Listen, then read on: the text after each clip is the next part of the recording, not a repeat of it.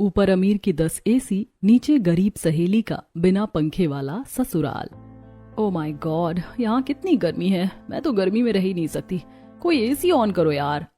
AC नहीं on होगा, principal ने एसी ऑन करने के लिए मना किया है। नहीं नहीं नहीं, एसी तो ऑन करना पड़ेगा। विदाउट एसी मैं नहीं रह सकती। देखो, इतनी भी तेज गर्मी नहीं हो रही है कि तुम्हें एसी चलाना पड़े। आराम से सब लोग क्लासरूम में बैठे हैं। कौन सी धूप में बैठे हैं? वो चाहे कुछ भी हो, मुझे गर्मी लग रही है, मुझे एसी की आदत है। मैं हमेशा एसी में पली बड़ी हूँ। मेरे घर में हर जगह एसी है, मेरी गाड़ी में भी एसी है, मुझे क्लासरूम में भी एसी चाहिए। इतना कहकर श्रुति बेंच से उठती है, एसी चालू करती है और वापस आकर नियति के बगल में बैठ जाती है। क्या हुआ, ऐसे क्या देख रही है? आराम से एसी की हवा खा। अरे पागल, तूने एसी क्यों चालू किया? सर ने सच में मना किया है। सर क्या कहेंगे? जब सर को पता चलेगा कि मैंने एसी चालू किया है तो कुछ नहीं कहेंगे। आखिर इतनी अमीर हूँ, कुछ तो फायदा होना चाहिए। तू आराम से एसी की हवा खा। तूने तो कभी एसी की हवा खाई नहीं होगी। नहीं बहन, मैंने सच में कभी एसी की हवा नहीं खाई। तो अभी क्लासरूम की एसी की हवा खा। वैसे ये एसी उतना स्ट्रॉन्ग नहीं है जितना मेरे घर का एसी है। कभी मेरे घर चलना, तुझे अपना एसी दिखाऊंगी, ऐसा लगेगा जैसे कश्मीर पहुंच गई। इतना कहकर श्रुति और नियति पढ़ाई करने लगती है और दिन खत्म हो जाता है। श्रुति अपने बड़े घर में पहुंचती है। आ गई मेरी बेटी, बता तेरा कॉलेज का दिन कैसा गया? मैं तो परेशान हो गई हूँ मम्मी। इतनी तेज गर्मी थी क्लासरूम में, मुझे एसी चालू करने के लिए झगड़ा करना पड़ा। एसी चालू करने के लिए मेरी बेटी को झगड़ा करना पड़ा? कौन सा प्रोफेसर था, बताओ जरा। मैं अभी प्रिंसिपल से बात करता हूँ। चुप करिए जी, आप तो हमेशा गुस्से में रहते हैं। अरे मेरी बेटी उस क्लासरूम में पढ़ती है। मैं पूरी क्लासरूम में एसी लगवा सकता हूँ। एक नहीं, दो नहीं, 10 के 10 एसी लगवा दूंगा। एक एसी के लिए मेरी बेटी को झगड़ा करना पड़ रहा है। पापा चिल डाउन, कोई दिक्कत नहीं है। मैंने एसी चालू कर ली थी और अब मैं एसी चालू करके ही रहूंगी। मैं बहुत परेशान हूँ। मैं अपने कमरे में जा रही हूँ। इतना कहकर श्रुति अपने कमरे में जाती है। दोनों एसी चालू करती हैं और बेड पर लेट जाती हैं। वहीं दूसरी तरफ श्रुति की गरीब सहेली नियति अपने छोटे से घर में पहुंचती है, जहां कुसुम चूल्हे पर पसीने से तरबतर खाना बना रही होती है। ये भगवान, इतनी तेज गर्मी है। माँ पसीने से तरबतर हो गई हैं, फिर भी चूल्हे के सामने बैठकर खाना बना रही हैं। काश हमारे घर में भी पंखा या एसी होता तो माँ को इतनी तकलीफ नहीं झेलनी पड़ती। इतना कहकर नियति अपनी बैग से कॉपी निकालती है और कुसुम के बगल में बैठकर हवा करने लगती है। अरे नियति बेटा, तुम आ गई? कब आई? बस मैं अभी आई हूँ। अरे बेटी, मुझे हवा करने की कोई जरूरत नहीं है। जा तू आराम कर, अपनी पढ़ाई कर। अरे माँ, आराम भी कर लूंगी, पढ़ाई भी कर लूंगी, पर पहले तुम ये चूल्हे के पास से उठो। एक तो इतनी गर्मी है, ऊपर से हमारे घर में कोई पंखा भी नहीं है। तुम इतनी गर्मी में बैठोगी तो तबीयत खराब हो जाएगी। भगवान ने हमें गरीब बनाया है तो सहन करने की ताकत भी दी है। इतनी सी गर्मी तो हमारा शरीर सहन कर ही सकता है। कोई अमीर होता ना तो बिना एसी के रह ही नहीं पाता। मुझे पता है माँ, मेरी सहेली श्रुति ने भी आज क्लासरूम में एसी के लिए हंगामा कर दिया। इसी तरह कुसुम और नियति बातें करते हुए खाना बनाती हैं और फिर खाना खाने बैठ जाती हैं। माँ जल्दी खाना खा लेते हैं, फिर थोड़ी देर दरवाजे पर बैठेंगे, थोड़ी हवा लगेगी। बेटी माफ करना, तुझे हम कभी खुशी नहीं दे पाए। पहले तेरे बापूजी चले गए, हम सरकारी क्वार्टर से निकलकर इस छोटी सी झोपड़ी में आ गए। तेरे बापूजी की पेंशन आनी थी, वो भी सरकार ने रोक दी। अब इस गरीबी में तू ही एक सहारा है। तेरी स्कॉलरशिप ही एक उम्मीद है जिससे तू पढ़कर कुछ बन सकती है। माँ, मेरी स्कॉलरशिप तो इसी साल खत्म हो जाएगी। बेटी तुझे तो पता ही है, न तेरे पापा की पेंशन है, न हमारे पास इतने पैसे हैं कि तुझे आगे पढ़ा सके। अगर तुझे आगे स्कॉलरशिप मिलती है तभी तेरी पढ़ाई हो पाएगी, वरना तेरी ये गरीब माँ लाचार है। इसी तरह नियति अपनी गरीबी का सामना करते हुए कुछ दिन बिताती है। ऐसी एक दिन श्रुति अपने बड़े से घर से कॉलेज के लिए निकलती है और आकर अपनी गाड़ी के पास खड़ी हो जाती है। अरे ये ड्राइवर कहाँ रह गया? इतनी तेज गर्मी हो रही है, अभी तक ये ड्राइवर आया नहीं। पापा को बोलकर इस ड्राइवर की शिकायत करूंगी। मुझे बुलाकर खुद ही नहीं आया, इतनी देर से बाहर खड़ी हूँ। श्रुति अपने ड्राइवर का इंतजार कर रही होती है कि तभी एक डिलीवरी बॉय उसके पास आता है। मैम, क्या आप मुझे ये एड्रेस बता सकती हैं? जब तक ड्राइवर नहीं आता तब तक थोड़ी मस्ती करते हैं। हाँ हाँ, मुझे पता है ये एड्रेस। आप यहाँ से सीधे जाइए, फिर बाएं जाइएगा, फिर दाहिने जाइएगा, फिर बाएं जाइएगा और फिर गोल चक्कर घूम कर आइए। एड्रेस मिल जाएगा। पक्का ना मैम? हाँ हाँ, अरे भैया मैं इसी गली में रहती हूँ, मुझसे अच्छा इस गली का रास्ता कोई नहीं बता सकता। जाइए जाइए। इतना कहकर डिलीवरी बॉय वहाँ से चला जाता है। तभी ड्राइवर वहाँ आता है। चलिए मैम, चलते हैं। इतनी देर कहाँ लगा दी तुमने? साहब से बात कर रहा था। अच्छा ठीक है। श्रुति गाड़ी में बैठती है। अभी मत चलना, थोड़ा रुकना। ठीक है मैम। कुछ देर बाद डिलीवरी बॉय वापस आ जाता है। मैम आपने जैसा बताया मैंने वैसे ही गया, पर मैं फिर से यहीं आ गया। अरे आप गलत रास्ते से गए होंगे, मैं आपको फिर से बताती हूँ। देखिए यहाँ से ऐसे जाइए, फिर ऐसे जाइएगा, पहुंच जाएंगे। डिलीवरी बॉय दोबारा चला जाता है। थोड़ी देर बाद फिर भटक कर वापस आ जाता है। तभी नियति वहां आती है। मैम आपको सही रास्ता पता है ना, मैं बार बार घूमकर यहीं आ जा रहा हूँ, वो एड्रेस नहीं मिल रहा है। अरे वही एड्रेस है भैया, एक बार एड्रेस दिखाइए। ये देखिए मैम, यहाँ जाना है। भैया आप ऐसा कीजिए, जिस रास्ते से आए हैं ना थोड़ा पीछे जाइए, चाय की दुकान के बगल में एक गली है, वहां एक बार पूछ लीजिएगा। Thank you ma'am. Delivery boy वहां से चला जाता है। अरे क्यों भगा दिया उसे, कितना मजा आ रहा था उसे गोल गोल घुमाने में। तुम्हें मजा आ रहा था, पर उसके बारे में सोचो, इतनी तेज धूप में जितनी देर वो घूमेगा उसका उतना नुकसान होगा। बेचारा बाइक से डिलीवरी कर रहा है, उसका पेट्रोल भी वेस्ट हो रहा है। आई बड़ी अम्मा, ड्राइवर चलो। ड्राइवर गाड़ी आगे बढ़ाता है। ऐसे कुछ दिन बीतते हैं। एक दिन फोन पर बात करते हुए श्रुति कॉलेज से निकल रही होती है। क्या कहा आपने? आप कॉलेज गेट तक नहीं आ सकते? नहीं नहीं, आप कॉलेज गेट पर आइए, इतनी तेज धूप है, मैं मोड़ तक नहीं आ सकती। मैम रास्ते में कंस्ट्रक्शन हुआ है, गाड़ी आपके कॉलेज तक नहीं पहुंच पाएगी। वो सब मुझे नहीं पता, मुझे मेरी गाड़ी कॉलेज गेट पर चाहिए। विदाउट एसी मैं नहीं आ सकती, मुझसे इतनी गर्मी बर्दाश्त नहीं होती।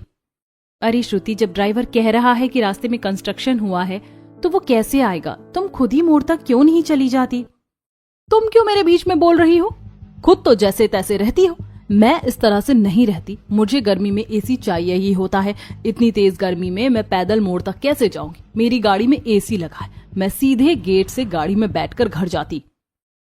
पर तुम्हारी इतनी बड़ी गाड़ी कंस्ट्रक्शन वाली रोड से कैसे आएगी? तुम्हें ही जाना पड़ेगा। अगर उस रोड से नहीं आएगी तो दूसरी रोड से आएगी, पर गाड़ी कॉलेज गेट पर ही आएगी। मैं कहीं नहीं जाऊंगी, मेरी एसी वाली गाड़ी कॉलेज गेट पर ही आएगी। इतना कहकर श्रुति अपने पापा को फोन करती है। हाँ बेटी बोलो क्या हुआ। पापा, ड्राइवर ने पता नहीं किस रूट पर गाड़ी फंसा दी और कह रहा है कि मैं मोड़ तक आ जाऊं। गाड़ी आगे नहीं आएगी, मुझे गाड़ी अपने कॉलेज गेट पर ही चाहिए। कोई बात नहीं बेटी, उस ड्राइवर को छोड़ो, मैं तुम्हारे लिए दूसरी एसी वाली गाड़ी कॉलेज गेट पर भिजवाता हूँ। श्रुति फोन रख देती है और थोड़ी देर में एक चमचमाती बड़ी एसी वाली गाड़ी कॉलेज गेट के बाहर आकर खड़ी हो जाती है। सभी लोग गाड़ी को देखने लगते हैं। मैं तुम जैसी गरीब नहीं हूँ, मेरे एक कॉल पर पूरे कॉलेज में एसी लग सकता है। ये एसी वाली गाड़ी कौन सी बड़ी बात है? तू ना मेरे घर चल, वहाँ दिखाऊंगी कि मैं गर्मी में कैसे एसी में रहती हूँ। इतना कहकर श्रुति नियति को लेकर अपनी एसी वाली गाड़ी में बैठती है और अपने आलीशान घर के अपने बड़े से कमरे में पहुंचती है। इतना बड़ा कमरा? इतना बड़ा तो मेरा घर नहीं है। वो देख, 2 एसी। दो एसी? एक एसी में ही तो रूम ठंडा हो जाएगा, तो 2 एसी क्यों? तेरे लिए होता होगा रूम ठंडा, मुझे पूरा रूम चिल्ड चाहिए होता है, इसीलिए 2 एसी। और अगर कभी एक एसी खराब भी हो जाए तो कोई टेंशन नहीं, मैं एक सेकंड भी गर्मी में नहीं रहती। तुम जैसी गरीब पसीने से तरबतर ठंडे मौसम का इंतजार करती होगी। हम अमीर लोग हैं, गर्मी में एसी, ठंडी में हीटर, कोई प्रॉब्लम नहीं। इतना कहकर श्रुति कमरे के दोनों एसी चालू कर देती है। हाँ, ऐसा लग रहा है जैसे गर्मी का नामो निशान मिट गया हो। कितना अच्छा लग रहा है। खा ले अच्छे से एसी की हवा खा ले। तुम गरीबों को तो 2 वक्त की रोटी भी नहीं मिलती होगी, एसी की हवा कहाँ मिलेगी? ऐसा मत बोल, एसी की हवा तो नहीं, पर भगवान की कृपा से 2 वक्त की रोटी मिल जाती है। स्कॉलरशिप के पैसों से इतने बड़े कॉलेज में पढ़ रही है, इसका मतलब ये नहीं कि तू मुझे जवाब दे। चुपचाप एसी की हवा खा और निकल जा यहाँ से। ठीक है। इतना कहकर नियति श्रुति के घर से निकलती है और अपने घर पहुंचती है और घर में लड़के वाले जमीन पर बैठे होते हैं। आ गई बेटी, ये देख, तुझे देखने लड़के वाले आए हैं। माँ, लड़के वाले अचानक से? देख बेटी, शादी के लिए मना मत करना। तेरे लिए इनसे अच्छा रिश्ता मैं ना ढूंढ पाऊंगी। ये खुद सामने से रिश्ता लेकर आए। इनके बेटे ने मंदिर में देखा था तुझे, उसे तू बहुत पसंद आई। पर माँ, मेरी पढ़ाई? बेटी, मैं तुझे आगे पढ़ा नहीं पाऊंगी। क्या पता आगे चलकर कोई रिश्ता मिले या ना मिले, मान जा। जी, हमें आपकी बेटी बहुत पसंद आई है। और बेटी, तुम शादी के लिए तैयार हो ना? जब मेरी माँ की मर्जी है तो मैं मना कैसे कर सकती हूँ। मैं भी शादी के लिए तैयार हूँ। अब आप बताइए, शादी कब करनी है? जी, जब आप कहें। ऐसे कुछ दिन बीतते हैं। पंडित से शादी की तारीख तय होती है और तय दिन पर नीरज और नियति की शादी हो जाती है। नीरज नियति को लेकर अपने बड़े आलीशान घर के बाहर पहुंचता है। घर के ठीक नीचे एक छोटी सी झोपड़ी भी होती है। ये झोपड़ी तो मेरे घर से भी ज्यादा छोटी है। इतनी छोटी झोपड़ी में रहने वाले लोग इतनी बड़ी गाड़ी से मुझे लेकर आए हैं। बेटी, खड़ी खड़ी इस झोपड़ी की तरफ क्या देख रही हो? चलो आओ अपने ससुराल में। ससुराल? हाँ चलिए। इतना कहकर गायत्री आगे बढ़ती है और नीरज नियति को लेकर बड़े घर की तरफ चलता है। ये बड़ा सा घर मेरा ससुराल है? हाँ बिल्कुल, यही बड़ा सा आलीशान घर तुम्हारा ससुराल है। हे भगवान, तूने तो मेरे भाग्य ही पलट दिए। कहा मैं झोपड़ी में रहने वाली गरीब लड़की और अब इतने बड़े घर की बहू बन गई। ऐसा सोचते हुए नीरज नियति को घर के दरवाजे पर लेकर आता है, जहां गायत्री आरती उतारती है। बहू, दाहिने पैर से कलश गिराकर गृह प्रवेश करो। नियति दाहिने पैर से कलश गिराकर गृह प्रवेश करती है और घर में चारों तरफ नजर दौड़ाती है। हॉल में 2 एसी लगे होते हैं। ये क्या, हॉल में भी एसी लगे हैं? जिनके हॉल में एसी है उनके कमरे में तो जरूर एसी होगा। वेलकम भाभी, क्या हुआ? यहाँ वहाँ क्या देख रही हैं? आपका ही ससुराल है, जी भर के देख लीजिए।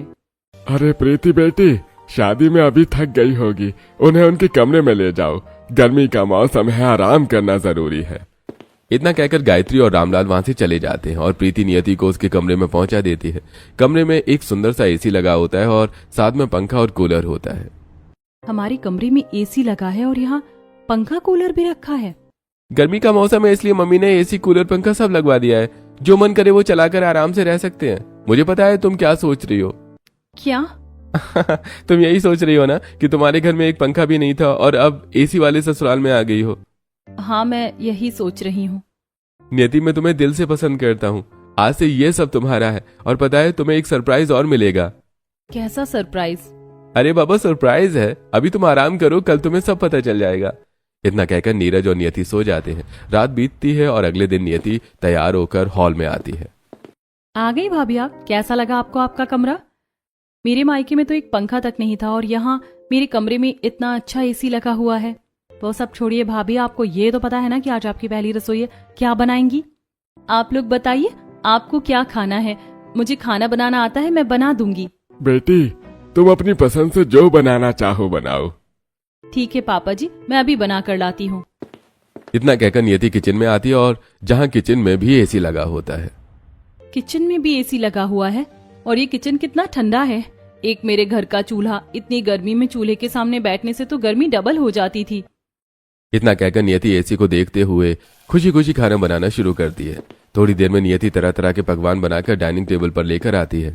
वाह बहू वाह, तूने तो बहुत अच्छा खाना बनाया है। पूरी, सब्जी, चावल, फ्राइड दाल, पापड़, बहुत मेहनत की तूने। मेहनत कैसी, मैं कहाँ गर्मी में चूल्हे के सामने खाना बनाती थी। यहाँ तो किचन में भी एसी लगा हुआ है। एसी से निकलने के बाद तो गर्मी लगती है, पर मुझे यहाँ गर्मी क्यों नहीं लग रही? जरा अपने पीछे देखो, यहाँ भी एसी लगी है, वो भी 2-2। भाभी, सिर्फ यही नहीं, आपके ससुराल में हर कमरे में एसी लगी है।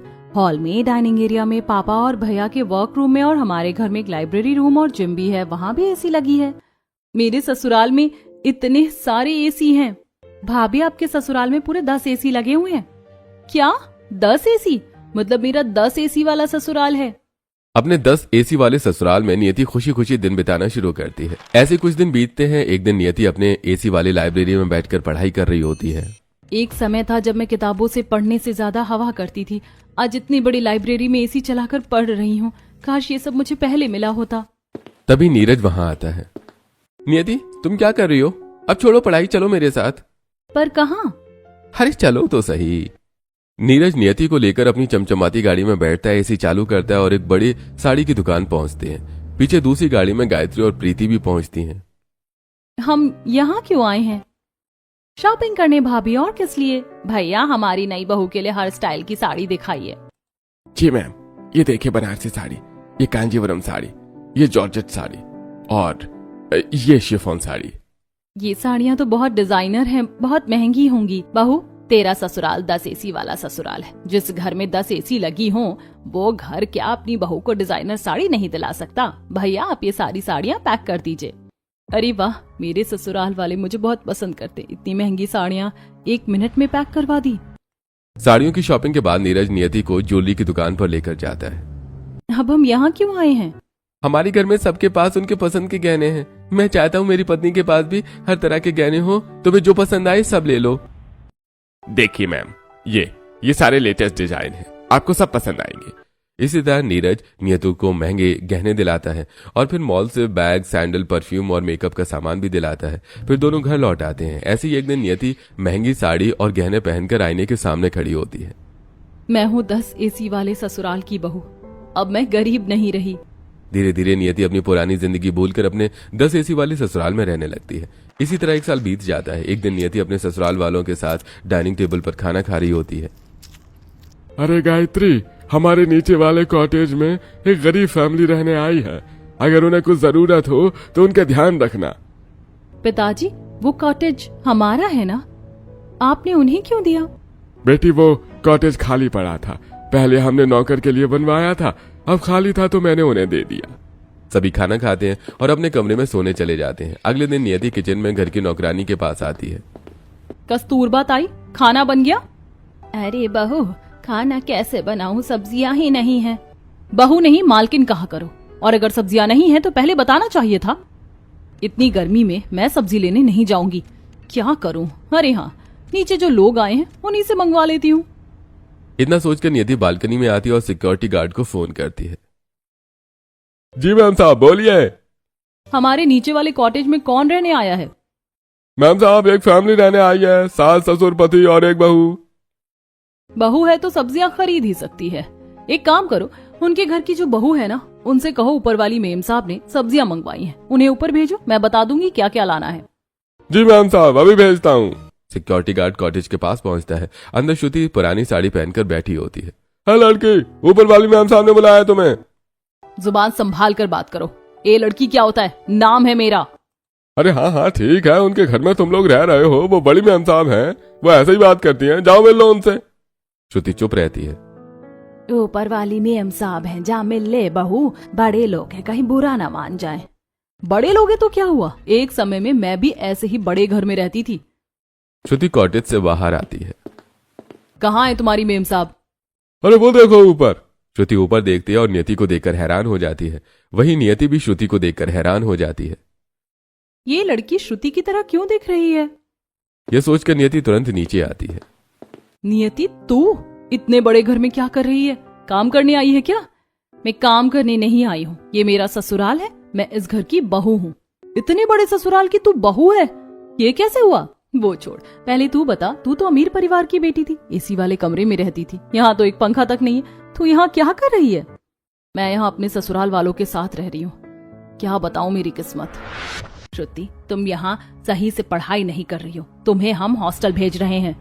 नहीं नहीं, मैं हॉस्टल नहीं जाऊंगी। नहीं, तुम्हें हॉस्टल जाकर पढ़ाई करनी पड़ेगी। मीनाक्षी और ब्रजेश श्रुति को हॉस्टल भेज देते हैं, जहां श्रुति राघव से मिलती है। राघव पढ़ाई में बहुत तेज होता है। धीरे धीरे श्रुति और राघव की दोस्ती हो जाती है। राघव, इतने समय से हम साथ पढ़ रहे हैं, तुमने कभी अपने परिवार के बारे में नहीं बताया। मेरी फैमिली तुम्हारी तरह अमीर नहीं है, पर मेरे लिए मेरे पापा बहुत मेहनत करते हैं। मुझे कुछ बताना है। मुझे तुम बहुत पसंद हो, मैं तुमसे शादी करना चाहती हूँ, पर मेरी फैमिली कभी नहीं मानेगी। पसंद तो मैं भी तुम्हें बहुत करता हूँ। तो चलो हम दोनों शादी कर लेते हैं। परिवार वाले मानेंगे तो ठीक है, नहीं मानेंगे तो मुझे तो शादी के बाद अपने ससुराल में रहना है। राघव और श्रुति शादी कर लेते हैं। पहले हम राघव के एक छोटे से घर में रहते थे, फिर मेरा खर्चा उठाने के लिए राघव पढ़ाई और काम दोनों करने इस शहर में चला आया और हमें इस बड़े घर के नीचे छोटा सा ये कमरा मिल गया। अब तू बता, तू इस बड़े ससुराल में कैसे है? इस बड़े घर का इकलौता बेटा मेरा पति है। उसने मुझे मंदिर में देखा था और पसंद कर लिया, फिर वो मेरे घर रिश्ता लेकर आया और हमारी शादी हो गई। तुझे पता है मेरे ससुराल में 10 एसी हैं। वैसे तुझे कैसा लग रहा है बिना पंखे वाले ससुराल में? क्या बताऊं, गर्मी में हालत खराब हो जाती है। जैसे जैसे गर्मी बढ़ रही है वैसे वैसे हालत और खराब हो रही है। एसी तो छोड़, पंखा तक नहीं है मेरे ससुराल में। बहुत मजाक उड़ाती थी ना हम गरीबों का, अब पता चलेगा बिना पंखे के रहना कितना मुश्किल होता है। काश एक बार कह दे कि मेरे ससुराल में थोड़ी देर एसी की हवा खा ले। ये खुद क्यों नहीं बोलती कि उसे एसी की हवा चाहिए? चलो, जब खुद बोलेगी तब देखूंगी। अच्छा एक काम कर, मेरे लिए सब्जी लेकर आ। मैं तेरे लिए सब्जियां लेने जाऊं?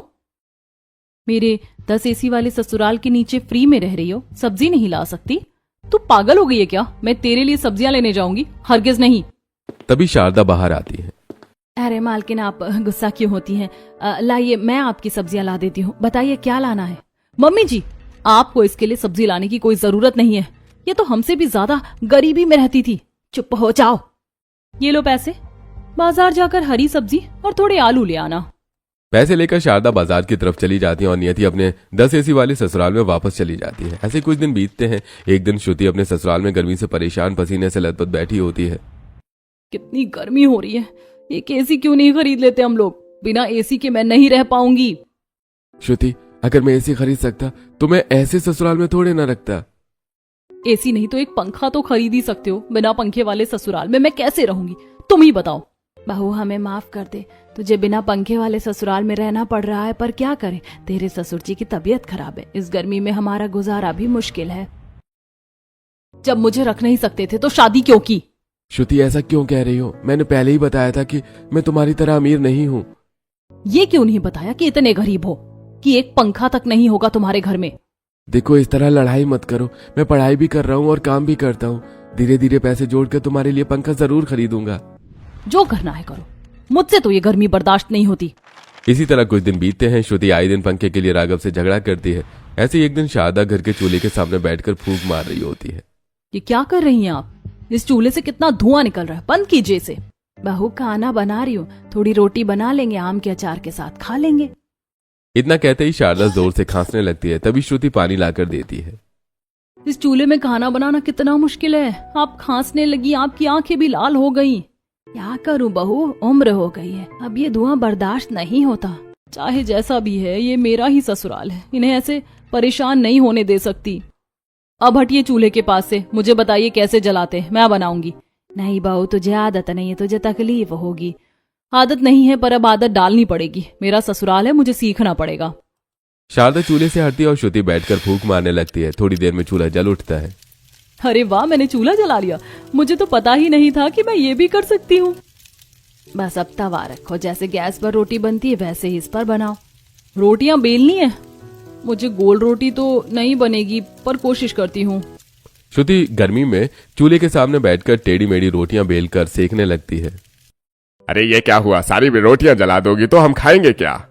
इतनी गर्मी हो रही है, न रोटियां बेल पा रही हूँ न चूल्हे पर बना पा रही हूँ। कम से कम एक पंखा होता तो आराम से बना लेती। ठहर जा बहू, मैं कुछ करती हूँ। शारदा अखबार लेकर आती है और श्रुति को हवा करने लगती है।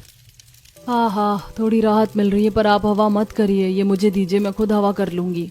इतना कहकर श्रुति चूल्हे पर रोटी बनाकर सास ससुर को परोसती है और खुद अखबार से हवा करने लगती है। इसी तरह श्रुति धीरे धीरे अपने गरीब ससुराल वालों के साथ घुलने मिलने लगती है। वहीं दूसरी तरफ राघव एक फैक्ट्री में पसीने से लथपथ काम कर रहा होता है। अरे तुम इतने पसीने से लथपथ यहाँ काम क्यों कर रहे हो? अभी तो ब्रेक टाइम है, आराम कर लो। सर, अगर मैं आराम करूंगा तो कम यूनिट प्रोड्यूस कर पाऊंगा, इसलिए मैं ब्रेक में भी काम कर रहा हूँ ताकि ज्यादा यूनिट प्रोड्यूस कर सकूं। अरे तुम इंग्लिश में बात कर रहे हो, मतलब तुम पढ़े लिखे हो? जी सर, मैं पढ़ा लिखा हूँ, पर अभी भी पढ़ाई कर रहा हूँ। पढ़ाई भी कर रहे हो और काम भी कर रहे हो, ऐसी क्या मजबूरी है? सर, मैंने लव मैरिज की है, शादी जल्दी हो गई। अब अपनी बीवी को खुश रखने के लिए मेहनत कर रहा हूँ। मैं उसे एक पंखा गिफ्ट करना चाहता हूँ। अरे पढ़ाई कब करते हो? सर, मैं रात में पढ़ाई करता हूँ। बड़े मेहनती हो बाबू, मैं सर से बात करूंगा और तुम्हें इस फैक्ट्री में अच्छे कोई काम दिलवाने की कोशिश करूंगा। राघव पूरा दिन फैक्ट्री में काम करता है और राघव रात में घर जाकर मेहनत से पढ़ाई करता है। इसी तरह दिन बीतते हैं और फिर एक दिन, ये लो राघव, तुम्हारी इस महीने की सैलरी। थैंक यू सर, आपने मुझे काम दिया। अरे मेहनत करते रहो, आगे बढ़ोगे। इतना कहकर राघव पैसे लेकर एक पंखे की दुकान पर जाता है और एक अच्छा सा पंखा खरीद कर घर लेकर आता है। ये तुम्हारे हाथ में क्या है? तुम कह रही थी ना कि तुम्हें पंखा चाहिए, ये देखो मैं तुम्हारे लिए पंखा लेकर आया हूँ।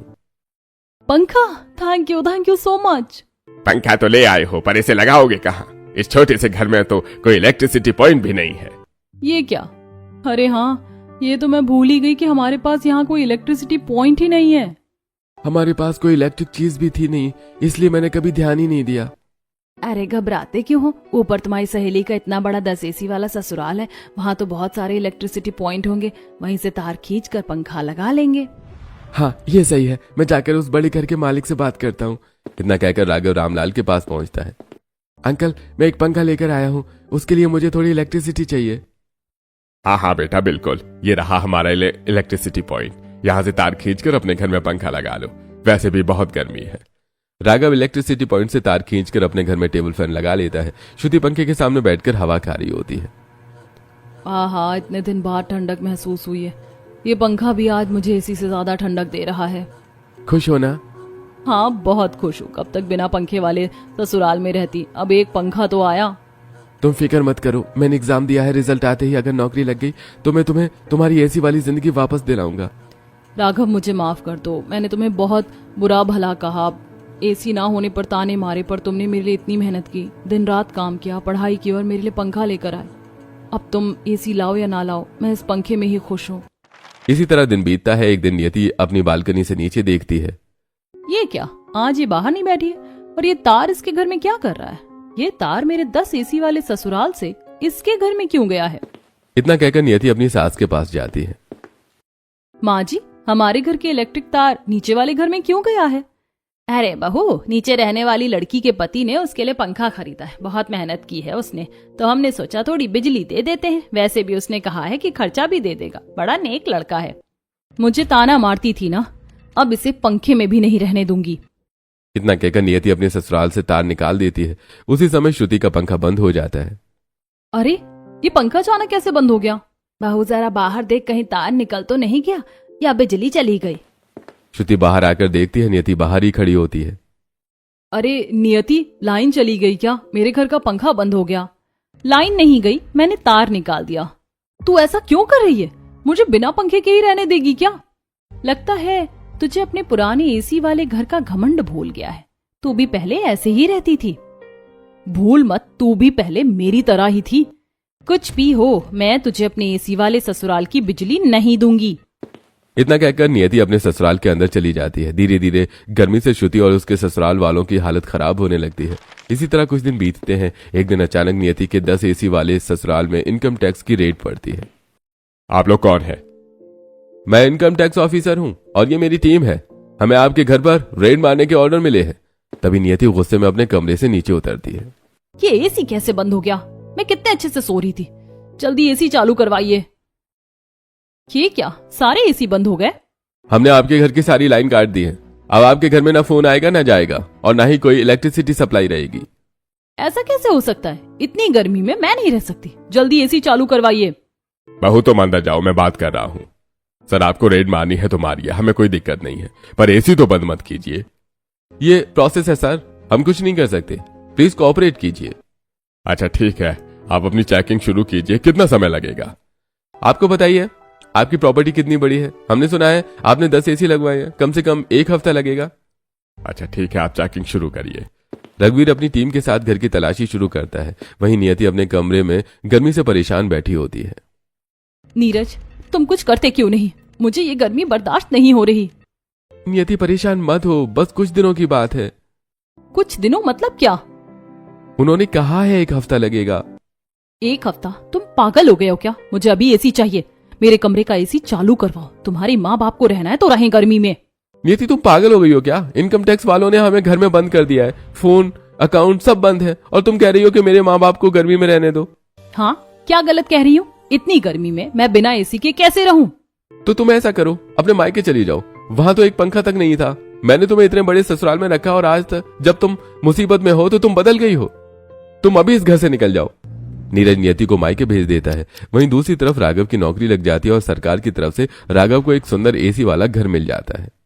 2 दिन बीतते हैं। नियति अपने मायके बैठी होती है। बेटी, तुझे क्या जरूरत थी पति से झगड़ा करके वापस आने की? अब इस गर्मी में रह। मुझे क्या पता था कि वो मुझे घर से निकाल देगा। तभी श्रुति वहां आती है। नमस्ते आंटी। बेटी, कौन हो तुम? मैं नियति की सहेली हूँ, आप दोनों मेरे साथ चलिए। पर बेटी कहाँ? आंटी बस मेरे साथ चलिए। नियति चल। श्रुति नियति और कुसुम को अपने ससुराल लेकर जाती है। तू अब यहाँ रहने लगी है? हाँ, और जब तक तेरे ससुराल की चेकिंग चल रही है तू यहाँ आराम से रह। यहाँ एसी भी है। ये तू कह रही है? मैंने तुझे पंखे में नहीं रहने दिया और तू मुझे अपने एसी वाले घर में रख रही है, क्योंकि मुझे पता है गर्मी में बिना पंखे या एसी के रहना कितना मुश्किल होता है। मुझे माफ कर दे, मैंने तुझे बहुत परेशान किया। नियति को अपनी गलती का एहसास होता है और दोनों सहेलियां साथ रहने लगती हैं। कुछ समय बाद इनकम टैक्स की रेट पूरी हो जाती है। नियति अपने 10 एसी वाले ससुराल में रहने लगती है। वहीं श्रुति राघव के साथ अपने ससुराल में खुशी खुशी रहने लगती है और इस तरह दोनों सहेलियां गरीबी और अमीरी के बीच का फर्क समझ जाती हैं।